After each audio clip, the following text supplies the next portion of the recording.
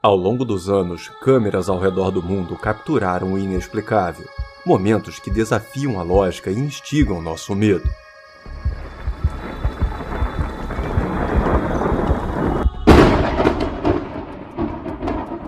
De florestas isoladas a grandes metrópoles, o que pode estar por trás dessas imagens?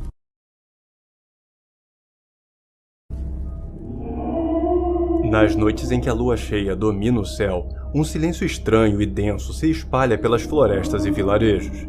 Em certos momentos, um uivo distante rasga a tranquilidade da noite, ecoando um medo que muitos tentam enterrar, mas poucos conseguem ignorar.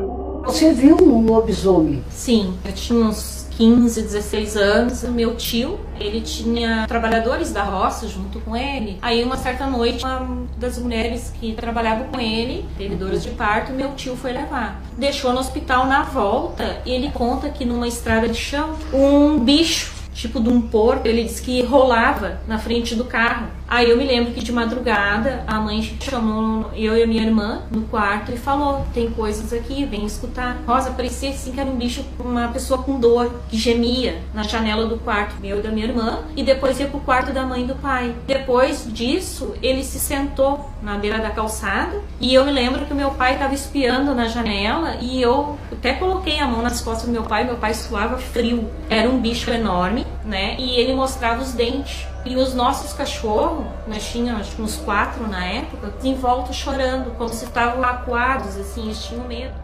A figura do lobisomem, esse ser metade homem, metade fera, percorre a sombra do nosso imaginário há séculos, levantando a questão que poucos ousam fazer em voz alta. Será ele um mito? Uma sombra do nosso próprio eu interior? Ou uma realidade que nos espreita? Os registros mais antigos dessa criatura profana falam de homens que assumiriam a forma de animais, pessoas que escapam completamente das convenções da sociedade humana para se entregar a um mundo de instintos primitivos. Mas afinal, haveria algum fundo de verdade por trás desses homens-lobo, ou seriam meros símbolos dos nossos próprios medos? Bom, na busca por essa resposta, vamos mergulhar agora na origem, no ponto exato onde cada civilização mencionou a existência desse ser. Grécia Antiga. O mito do Lican, rei da Arcádia, é uma das primeiras menções de um homem que se tornou um lobo. Segundo a lenda, ele tentou enganar Zeus oferecendo-lhe carne humana, e como punição, Zeus transformou Lican em um lobo. Essa história é considerada uma das mais antigas alusões ao conceito de lobisomem, onde a transformação foi um castigo pela ofensa aos deuses. Uma maldição que acabou obrigando o rei a se entregar a seus instintos mais primitivos, se tornando uma fera. Nórdicos e germânicos. Na mitologia nórdica, os berserkers eram guerreiros que se diziam possuídos pelo espírito do lobo ou do urso. Eles eram conhecidos por entrar em um frenesi bestial durante as batalhas, que os tornavam quase invulneráveis. E embora não houvesse nas lendas menções a uma transformação física, a ideia de tomar para si o espírito do lobo influenciou essa noção de uma fusão entre homem e animal, que tornava os guerreiros impiedosos e incontroláveis. Europa medieval. Na Idade Média, as histórias de lobisomens se popularizaram na Europa, principalmente em países como França e Alemanha. Na França, a figura do loup-garou era vista como uma criatura amaldiçoada ou punida por pactos demoníacos, enquanto na Alemanha, lendas locais diziam que os lobisomens surgiam como resultado de feitiços ou maldições. Celtas. Nas culturas celtas, havia uma forte associação entre humanos e animais, especialmente os lobos. Para os celtas, os lobos eram considerados guardiões entre o mundo dos vivos e o mundo dos mortos. Em certas tradições, guerreiros e xamãs usavam pele de lobo e entravam em um estado de êxtase, acreditando que poderiam incorporar o espírito do lobo.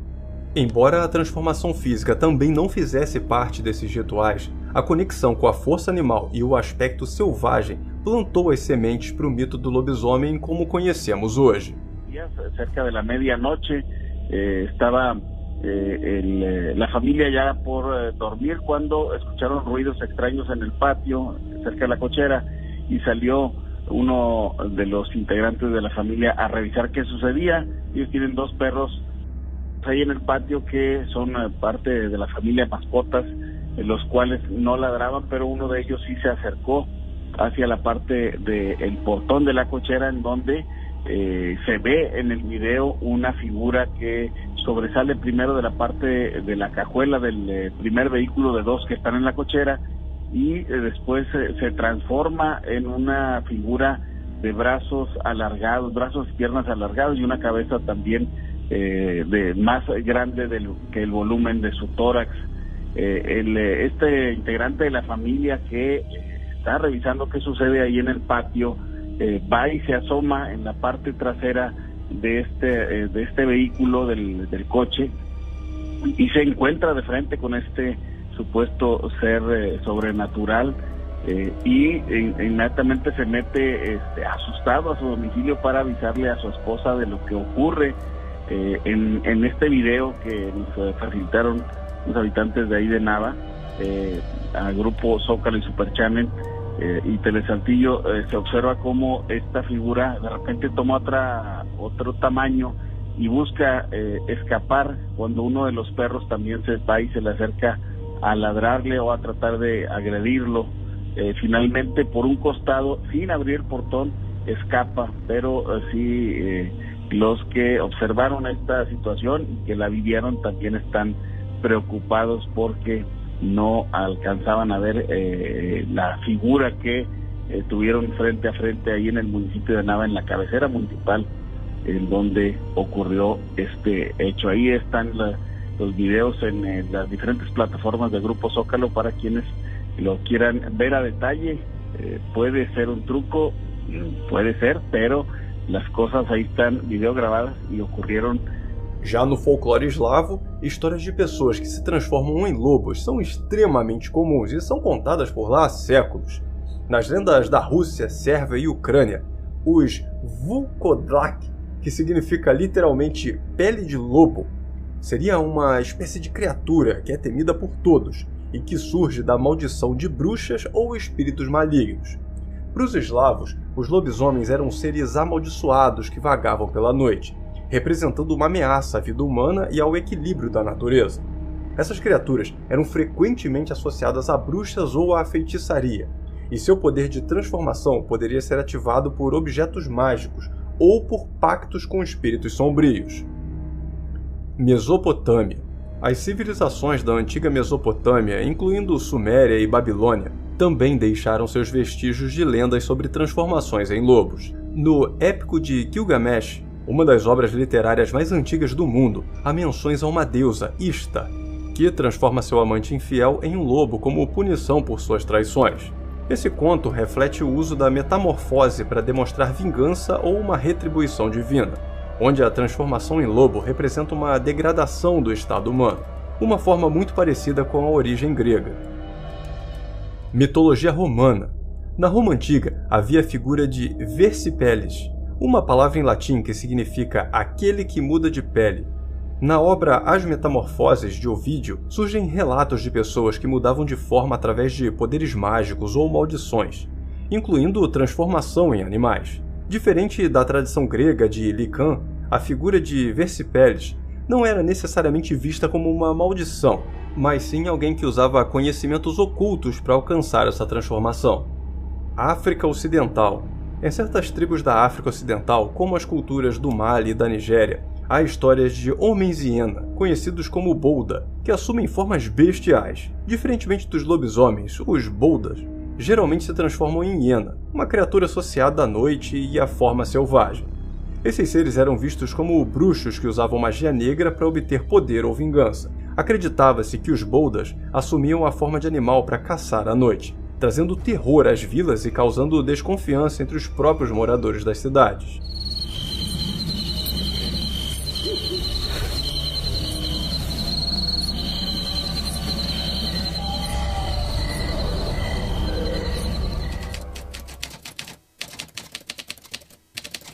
De acordo com as lendas, existem muitos caminhos para se tornar um lobisomem, mas o destino de todos geralmente se converge no mesmo lugar, que é um exílio entre dois mundos, entre o mundo dos humanos e o das feras.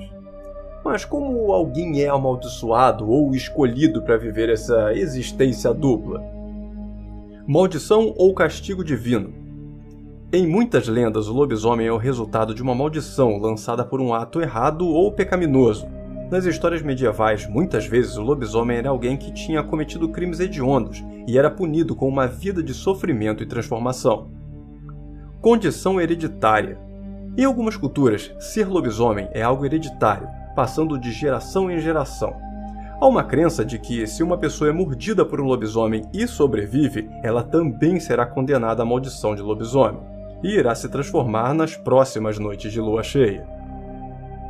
Ih, cara!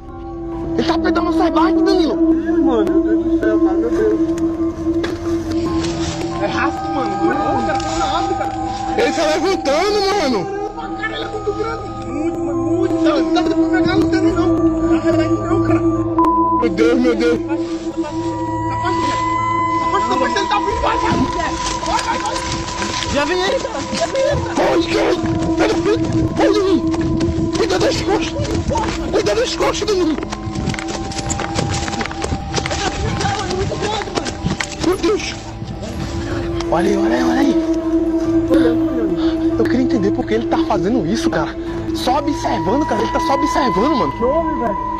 Olha lá, o bicho é muito grande! Olha lá! Tô vendo, mano! Olha lá! Tô vendo, cara! Aí, olha lá! Na frente, mano! Olha lá! Pega alguma coisa nele, velho! Deixa eu escutar! Pegou nele não, olha lá! Meu Deus, mano! Sai daí, pega a cana! Sai daí, pega a cana! Ele vai querer sentar a gente, mano! Vai pegar na cana! Olha lá, cara! Não, ele tá indo embora, ele tá indo embora! Será, mano? Ele foi pro outro lado. Rituais e poções. Nas tradições esotéricas, alguns rituais como vestir a pele de um lobo ou beber poções feitas de plantas específicas poderiam supostamente transformar alguém em um lobisomem. Essa prática era mencionada em documentos antigos de caçadores de bruxas, que acreditavam que certos rituais secretos conferiam o poder de se transformar em animais. Nascer sob um sinal especial.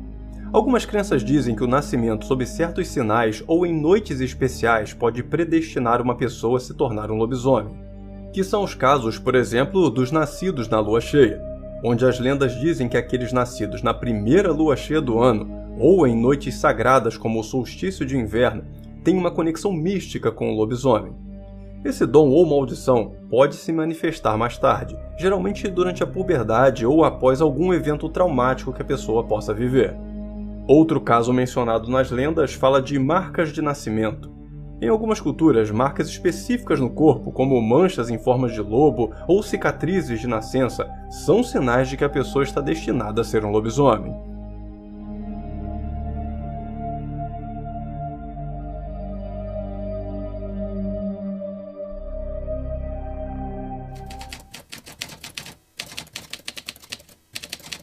No Brasil, a figura do lobisomem ganhou contornos próprios, misturando-se ao folclore local e às crenças rurais.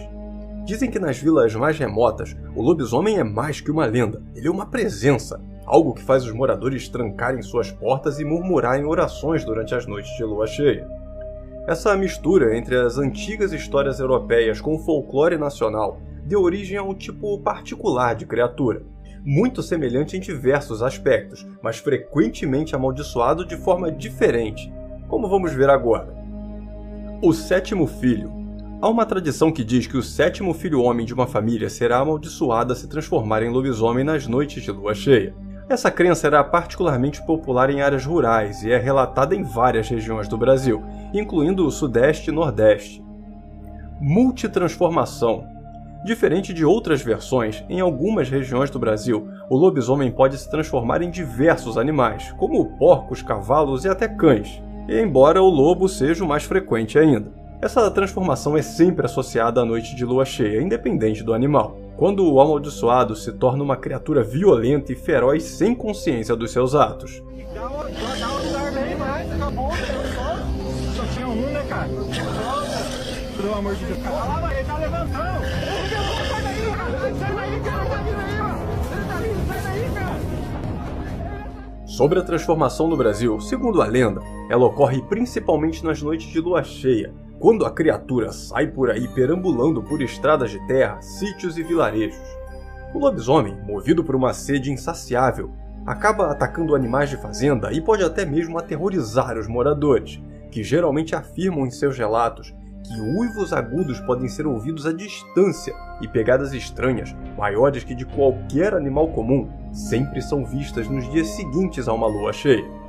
Algumas pessoas também relatam que os cachorros ficam extremamente agitados nessas noites, indicando que há algo por perto.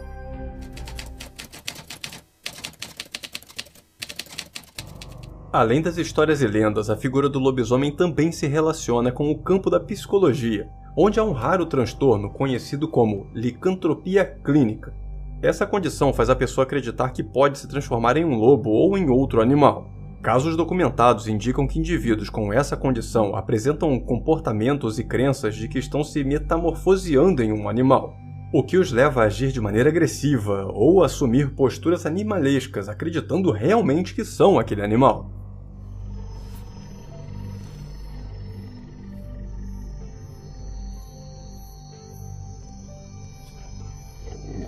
César?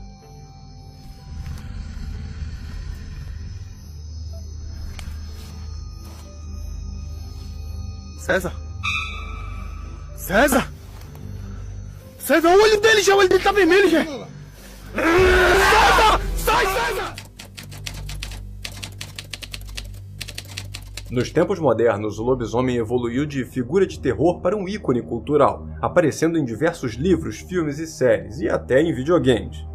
No cinema, por exemplo, o lobisomem ganhou destaque em clássicos, como O Lobisomem, de 1941, e em franquias mais recentes, como Anjos da Noite e Crepúsculo. Pois é, por bem ou por mal, tem lobisomem Crepúsculo também. A dualidade do lobisomem, metade humano, metade besta, é um reflexo da luta interna do homem com seus impulsos primitivos. Assim, ele permanece um personagem intrigante e complexo, simbolizando não só o medo do desconhecido, mas também a luta do indivíduo contra suas próprias paixões e agressões. Bom, e no final das contas, a figura do lobisomem sobrevive, porque ela fala sobre uma parte profunda e primitiva do ser humano. O medo do que está além do nosso controle, do instinto violento que todos nós podemos ter, e das transformações da vida que podem nos transformar em algo irreconhecível, muitas vezes até para nós mesmos.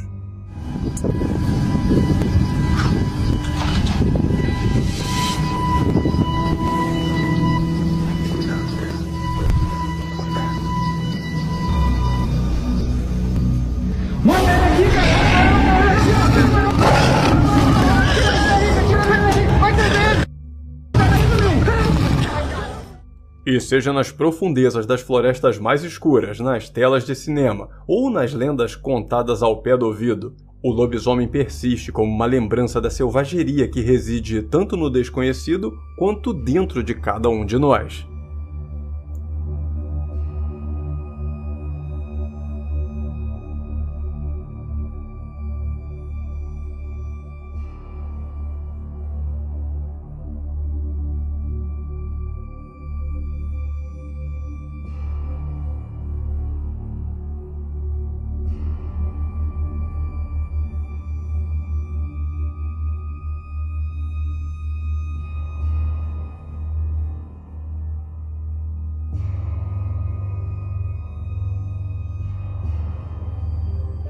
Agora me diz, o que você acha dessa criatura?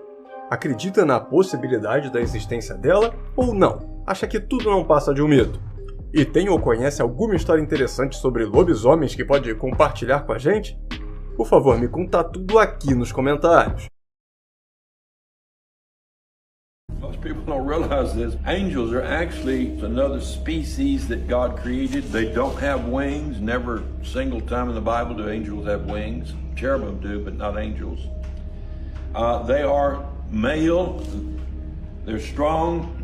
They're just human looking, but bigger and more handsome, more powerful than us. And they actually travel in ships. You read it in Ezekiel chapter 1 through chapter 10. They travel in flying saucers that create coals of fire as they travel. As lendas e crenças em anjos permeiam as culturas e tradições ao redor do mundo, criando um fascinante mosaico de histórias e interpretações sobre essas entidades. Desde as antigas civilizações até os dias modernos, os anjos têm sido vistos como mensageiros divinos, protetores ou guias espirituais. A palavra anjo deriva do grego angelos, que significa mensageiro. Na tradição judaico-cristã, os anjos são seres criados por Deus para servir como intermediários entre o divino e a humanidade. Eles aparecem em textos sagrados como a Bíblia ou o Alcorão, e suas funções variam desde a proteção até a entrega de mensagens divinas.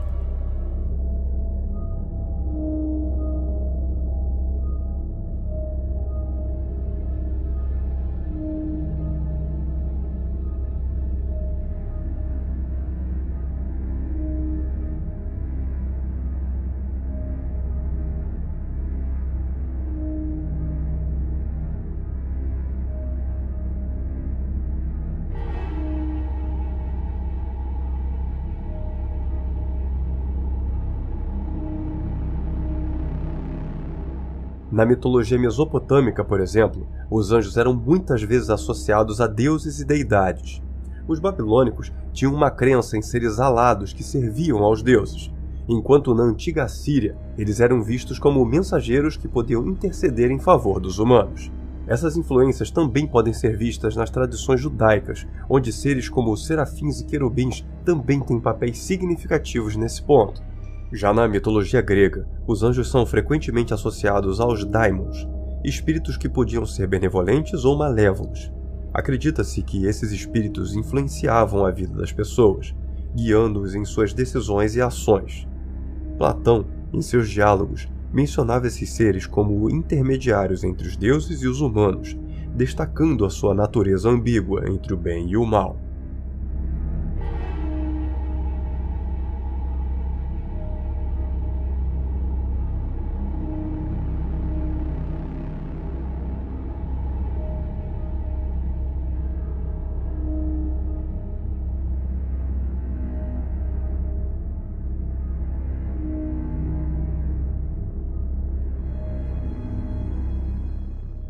No cristianismo, os anjos ocupam um papel central.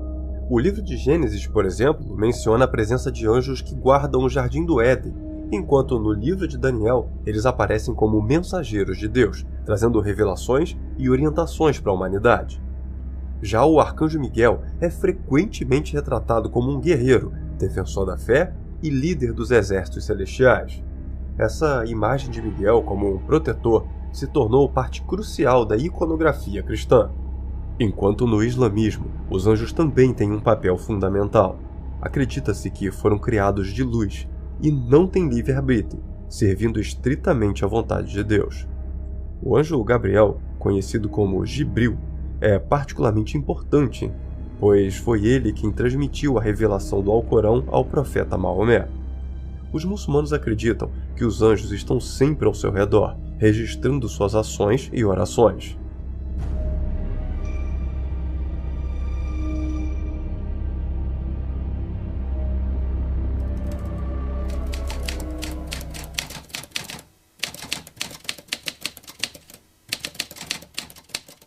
As tradições religiosas frequentemente categorizam os anjos em diferentes classes e hierarquias. Na teologia cristã, por exemplo, são mencionadas 9 ordens de anjos divididas em 3 grupos, que são eles: serafins, querubins e tronos. Esses anjos estariam mais próximos de Deus e são frequentemente descritos como adoradores eternos, cercando o trono divino e louvando a majestade de Deus. Dominações, virtudes e potestades. Esse grupo é associado à administração do universo, supervisionando os anjos inferiores e exercendo autoridade sobre as forças da natureza e do cosmos. Príncipes, arcanjos e anjos. Aqui nós encontramos os seres mais conhecidos, incluindo Miguel, Rafael e Gabriel, que interagem diretamente com os seres humanos.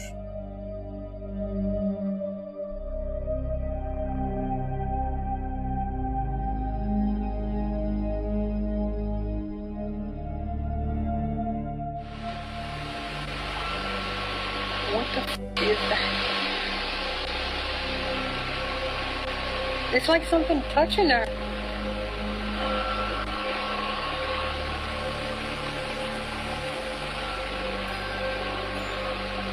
What the hell is that?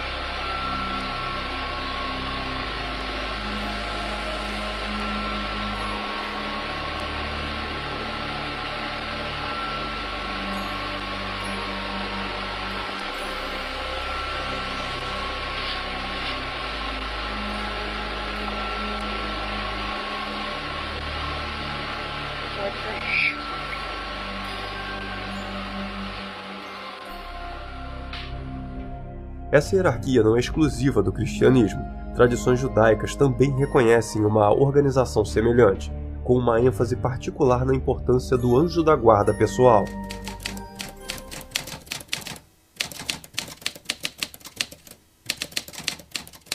As lendas sobre os anjos são muitas vezes envoltas em mistérios e reverências. Uma das histórias mais intrigantes é a lenda do anjo da guarda. A crença de que cada pessoa possui um guardião é uma ideia poderosa que atravessa muitas culturas. Esses anjos são considerados protetores pessoais, oferecendo orientação e proteção ao longo de toda a vida daquela pessoa. Relatos de pessoas que sentem a presença do seu anjo da guarda em momentos de crise são muito comuns, e muitos acreditam que esses seres celestiais intervêm em situações de perigo. Outra lenda fascinante é a história de Rafael, o arcanjo da cura. Acredita-se que Rafael ajude aqueles que estão doentes ou em sofrimento, oferecendo consolo e alívio. Em algumas tradições, ele é associado a viagens e é invocado para proteção durante jornadas. A história de Rafael destaca a crença de que os anjos não são apenas mensageiros, mas também agentes de cura e conforto. And where are they at? The ceiling? I don't see anything, Mom. I don't see anything. You see him?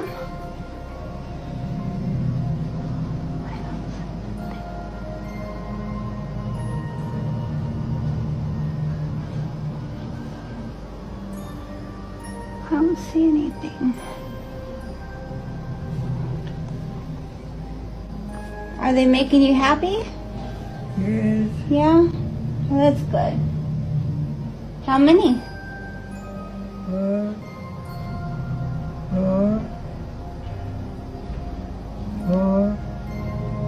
Four? Four?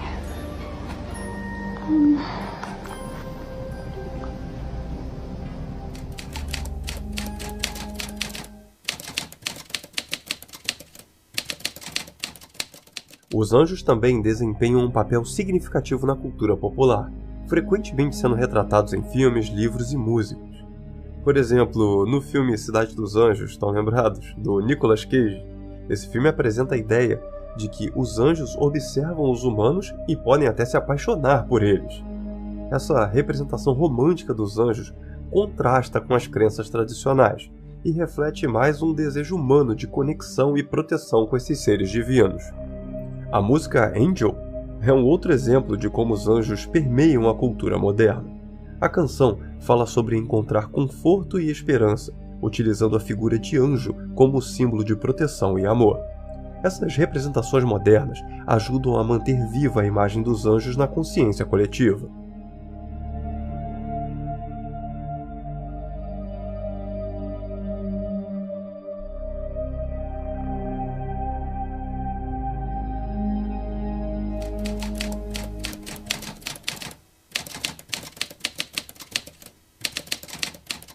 O misticismo em torno dos anjos é profundo e complexo. Muitas pessoas acreditam que é possível se comunicar com os anjos através de orações, meditação ou até de rituais específicos para isso. Alguns místicos e esotéricos chegam a praticar o que é chamado de angeloterapia, que é uma forma de cura espiritual que envolve a invocação de um anjo para receber orientação e cura. Os tarôs angélicos são outra prática que ganhou popularidade, permitindo que as pessoas busquem orientação espiritual através da leitura de cartas associadas a diferentes anjos. Essas cartas são frequentemente ilustradas com imagens de anjos e representam várias energias e influências. A prática de se conectar com anjos também está presente em tradições como a Cabala, que inclui ensinamentos sobre os anjos e suas funções espirituais. Na Cabala, acredita-se que cada letra do alfabeto hebraico corresponde a um anjo específico, e a meditação sobre essa letra pode abrir um caminho para a comunicação com esses seres celestiais.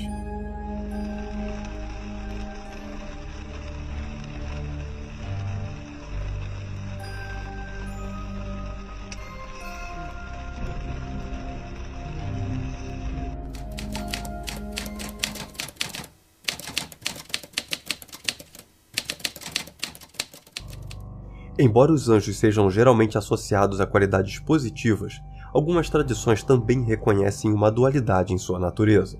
Em algumas narrativas, anjos caídos, como Lúcifer, por exemplo, são retratados como seres que se rebelaram contra Deus e foram expurgados do céu. Essa ideia de anjos caídos acrescenta uma camada de complexidade às crenças sobre esses seres, refletindo a eterna luta entre o bem e o mal.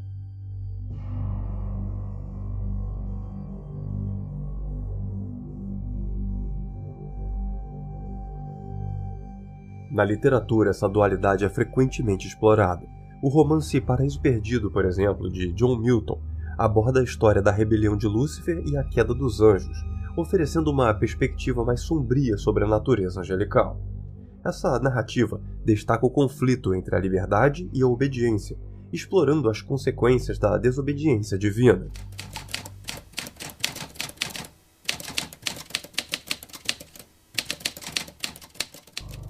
Um relato misterioso e muito famoso de um suposto encontro com um anjo no Brasil é a história de José de Oliveira, que teria acontecido em 1998, em São Paulo.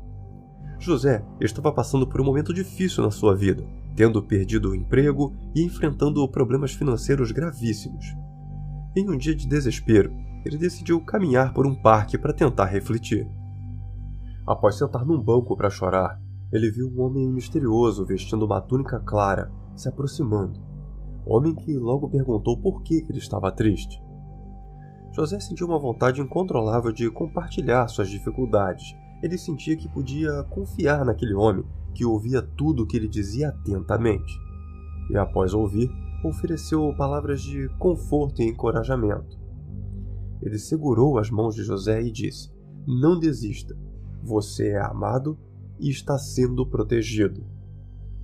Após essa conversa, o homem se levanta e desaparece.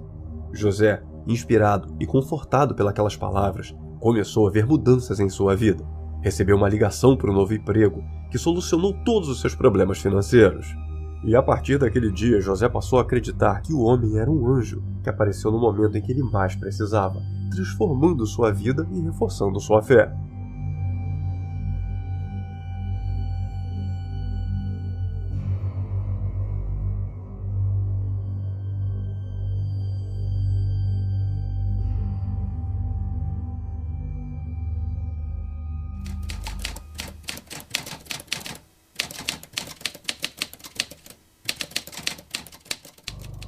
Para muitas pessoas, a crença em anjos é uma forma de conforto e esperança.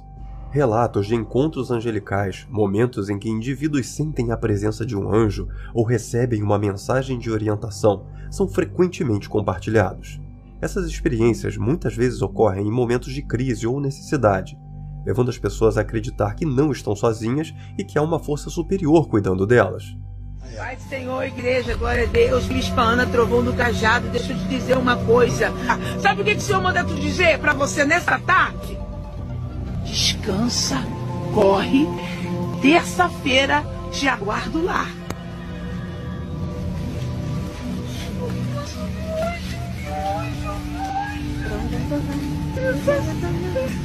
Eu te aguardo lá. Rei, calabada, meu Deus! Não! Aí você. Olha isso!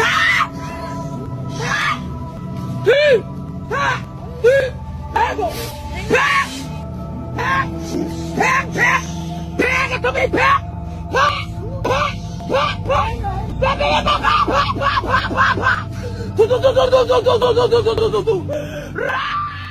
Em várias culturas, a prática de invocar anjos em orações é comum, onde os fiéis acreditam que ao pedir a interferência de um anjo, eles podem receber orientação e proteção. Uma prática muito comum em momentos de incerteza ou perigo, quando as pessoas buscam conforto, força espiritual ou apenas proteção. Para llegar por limpia su mansión, seguiré a mi Jesús.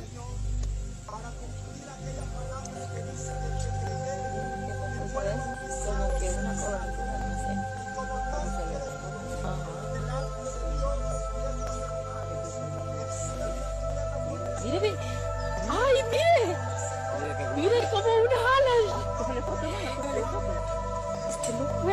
visto en video. Mira, mira con salto. Ay, salto, Leonie.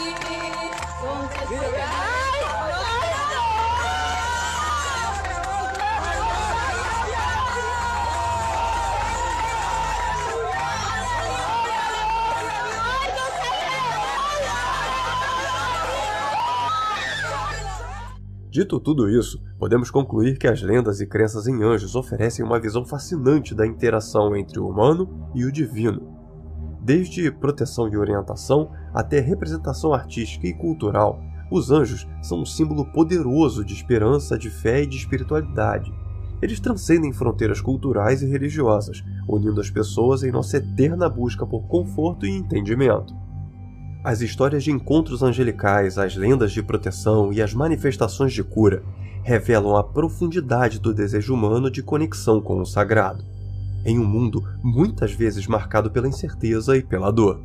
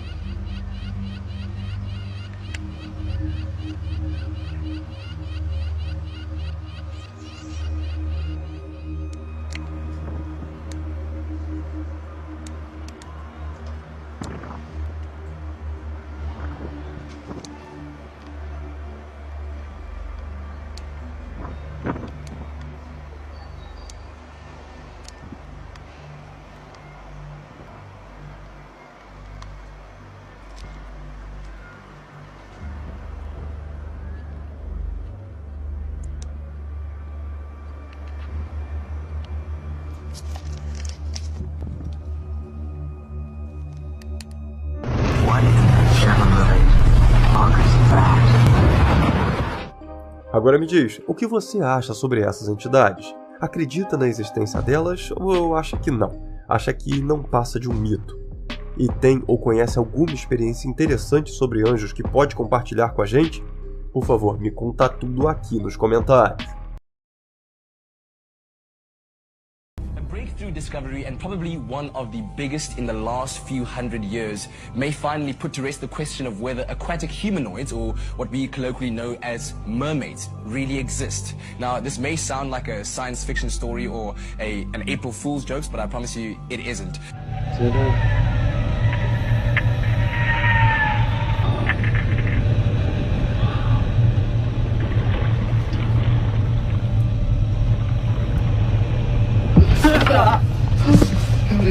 There were another intelligence, another species like us. Sobre as turvas águas de oceanos e rios, uma lenda antiga persiste, evocando o fascínio e temor.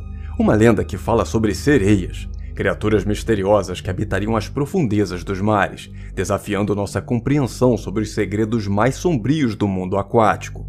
Com o corpo constituído metade por uma forma humana e a outra metade formada por uma longa cauda escamosa de peixe, as sereias habitam o imaginário popular há séculos, aparecendo em muitos vídeos e relatos que afirmam que talvez esses seres não sejam de todo imaginário no final das contas. Mas quem realmente são essas criaturas? Espíritos na natureza, vítimas de uma maldição ou apenas metáforas para os perigos do mar? Bom, a partir de agora, vamos mergulhar nas histórias, origens, lendas e gravações que cercam essas figuras. A ideia de seres híbridos, meio humano e meio animal, é tão antiga quanto a própria mitologia. As sereias, especificamente, surgem de diversas tradições culturais, cada uma delas moldando esses seres de formas únicas.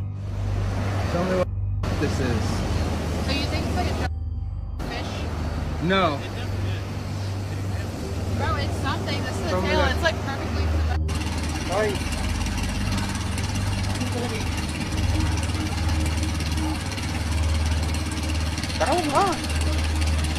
Ano na mo?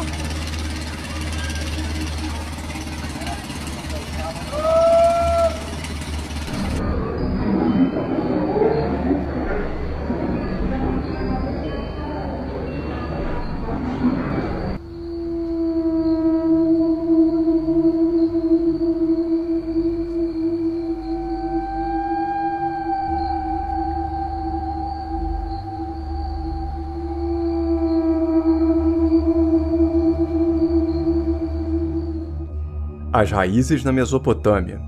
A figura da sereia pode ter origem em antigos mitos da Mesopotâmia. O deus Ea, ou Enki, associado à água, é frequentemente representado como um homem com um corpo de peixe. Essas representações, datadas de 2000 a.C., são uma das primeiras aparições conhecidas das figuras híbridas aquáticas, que poderiam ter inspirado as narrativas posteriores sobre sereias. But this is supposed to be a mermaid. And again, I don't know if it's real or not. It's insanely creepy. There's quite a bit of footage, and this, to my knowledge, is relatively new. I really haven't seen this video circulating around a lot. Indo na contramão do que a maioria das pessoas acredita, na Grécia Antiga, as sereias eram inicialmente descritas como seres alados, meio mulher e meio pássaro, que atraíam marinheiros para a morte com seus cantos irresistíveis. Somente mais tarde, com a ascensão das viagens marítimas, que essas criaturas passaram a ser mais associadas aos mares, adquirindo uma forma mais parecida com as mais modernas que nós conhecemos hoje. Continuando pela Grécia, no clássico A Odisseia de Homero, Ulisses ordena que seus marinheiros tampem os ouvidos com cera enquanto ele, amarrado ao mastro de um navio, ouve o canto hipnotizante das sereias. Essa parte da história já é uma forte alusão ao perigo associado à beleza e à voz encantadora dessas criaturas. Um detalhe curioso é que, segundo a origem grega, as sereias já foram mulheres mortais, transformadas em punição por sua vaidade ou traição. Uma ideia de transformação que aparece em várias culturas, novamente indo na contramão do que a maioria das pessoas pensa sobre essa lenda, imaginando que uma sereia sempre foi uma sereia, e não uma mulher transformada.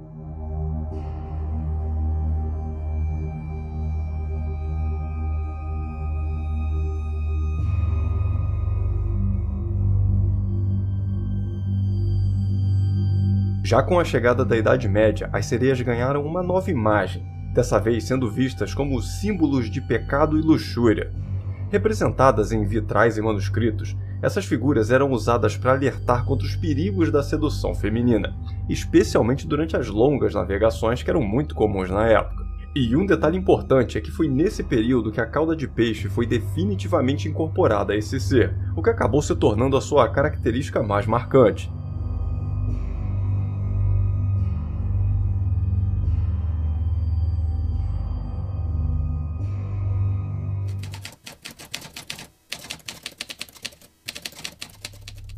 Embora o termo sereia nos remeta a imagens de belas mulheres com longos cabelos e vozes encantadoras, as descrições dessas criaturas variam amplamente de acordo com a cultura.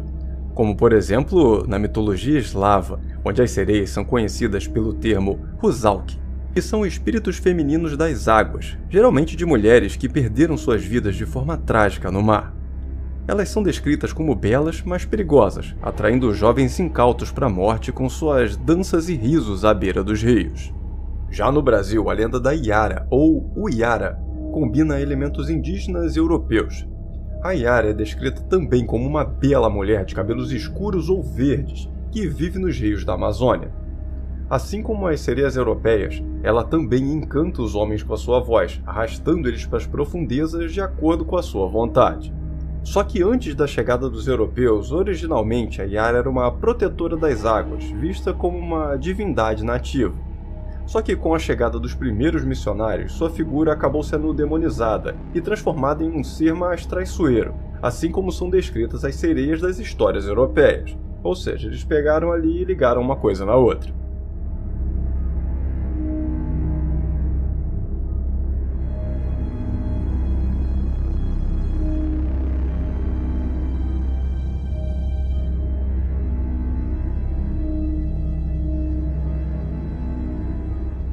No Japão, as Ningyo, como são conhecidas por lá, são criaturas aquáticas da mitologia japonesa que combinam características humanas e de peixe. Diferentemente das sereias ocidentais, elas são frequentemente retratadas como seres grotescos. Nessa lenda, a gente pode esquecer daquelas sereias bonitonas. Aqui os bichos, geralmente, salvo ali algumas raras exceções dependendo da região que a história é contada, elas são feias é que dói. E um detalhe muito interessante e até meio bizarro dessa lenda é que, de acordo com ela, comer a carne de uma Ningyo traz imortalidade.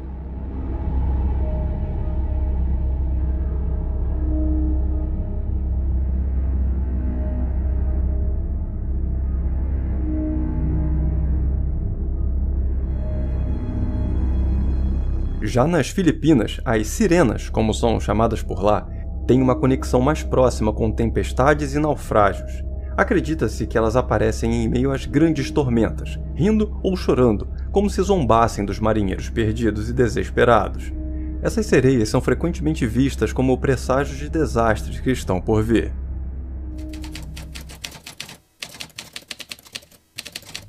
Ao longo da história, as sereias foram retratadas tanto como símbolos de beleza quanto de presságios de destruição.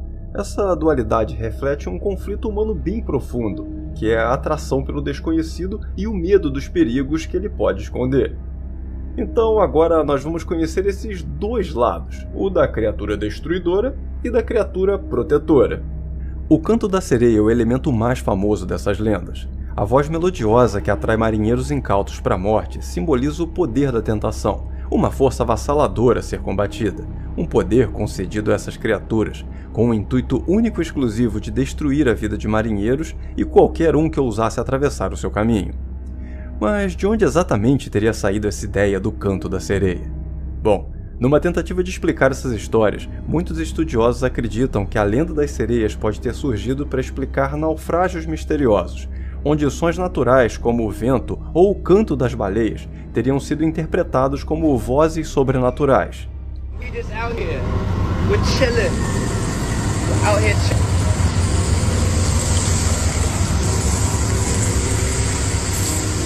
Hear it.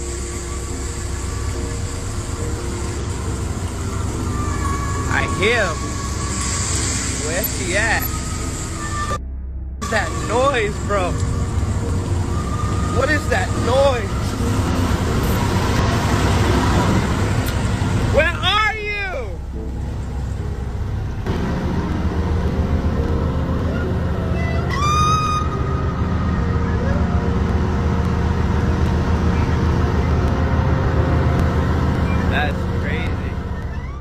Mas em contrapartida, em algumas culturas, as sereias são vistas como guardiãs dos mares, punindo única e exclusivamente aqueles que desrespeitam as águas ou exploram os recursos de forma gananciosa. Esse aspecto ecoa uma conexão com as divindades aquáticas, reforçando o papel de sereias como espíritos protetores.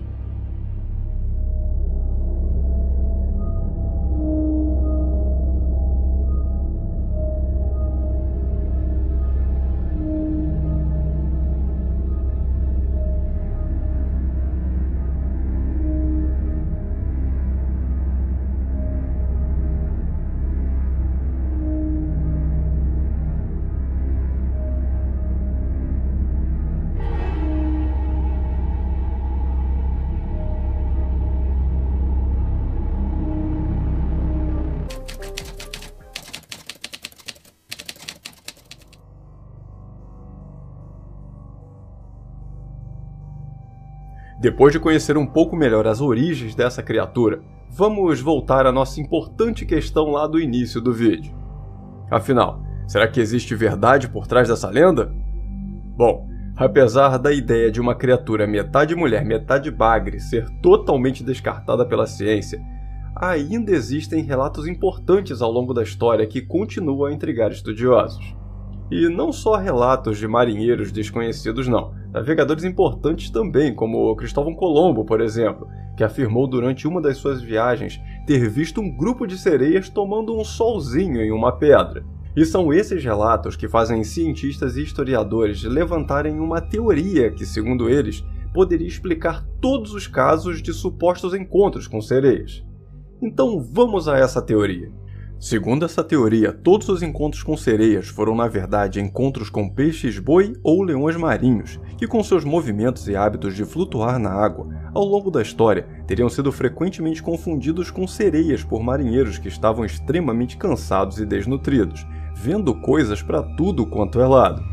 Agora imagina só o quanto o cara tem que estar a perigo para confundir um leão marinho com uma bela mulher.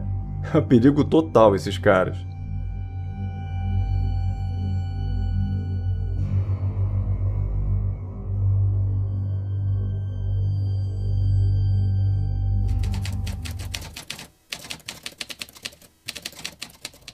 Ainda hoje existem relatos ocasionais de avistamentos de seres aquáticos em diversas partes do mundo, Embora nenhuma evidência concreta tenha sido apresentada, não é difícil encontrar pela internet vídeos atribuídos a esses encontros.